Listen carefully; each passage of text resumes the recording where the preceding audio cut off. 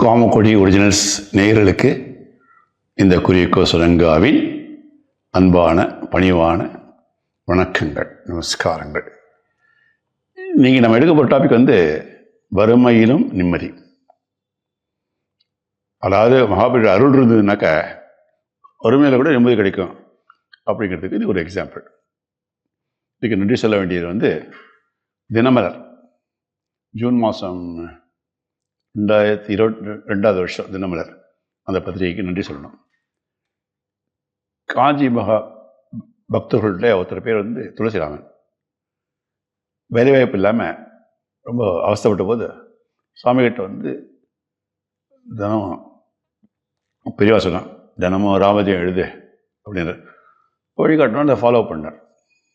2 மாதத்துக்குள்ளே வேலை கிடச்சிருது. ஆனால் அவருக்கு 4 சிஸ்டர்ஸு. அவர்கள் ஒருத்தருக்கா கல்யாணம் பண்ணி கடந்தல் அதிகமாகிடுது. உன் திருமணத்து போது வரதட்சணை வாங்கி கடன் அடைச்சிடலாம் அப்படின்னு துளசிராமனுடைய அப்பா அம்மா சொன்னார், பேரண்ட்ஸு. ஆனால் பெரியவாள்கிட்ட கேட்டபோது வரதட்சணை வாங்க மாட்டோம் அப்படின்னு இளைஞர்கள்லாம் சம்மதம் இருக்கணும். அதே மீறி பெற்றோர்கள் அப்பா அம்மா அற்புதப்படுத்தினாக்கா கல்யாணம் வேண்டாம் அப்படி சொல்கிறது கூட தயங்கக்கூடாது.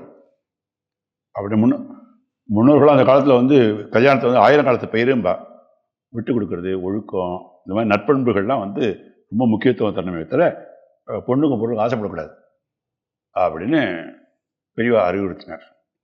அதனால் துளசிராமன் வரதட்சணையும் இல்லாமல் ஒரு பொண்ணை பார்த்து கல்யாணம் பண்ணிட்டார். மழை காலத்தும் போது துளசிராமன் வீட்டில் தண்ணியெலாம் ஒழுகும். கூரை மாத்திரத்து கூட பாவம் பணம் இல்லை. இந்த நிலைமையில் ஒரு நாளைக்கு பௌர்ணமி அன்னைக்கு வானத்தை பார்த்தபடியே படுத்துட்டு இருந்தார். அப்போது அந்த மகாபெரியா நீங்கள் நினச்சிட்டார், மகாபெரியா இந்த வீட்டை மராமத்து பண்ணுறது கூட அருள் புரியணும் நீங்கள் தான் அப்படின்னு அப்படி சொல்லிட்டு தூக்கிட்டார். நினச்சிட்டேன். பார்த்தா கனவுல பெரியவா வீடு கட்ட ஆரம்பிச்சிட்டியா அப்படின்னு பெரியவா ஆசீர்வாதம் வணங்கின மாதிரி இருந்தது.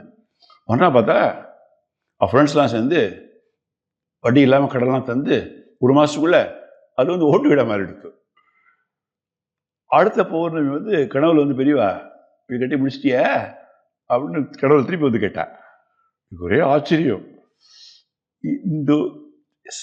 இந்து சேகர சிவப்பிரியா அப்படின்னு வீட்டுக்கு பேர் வச்சார்.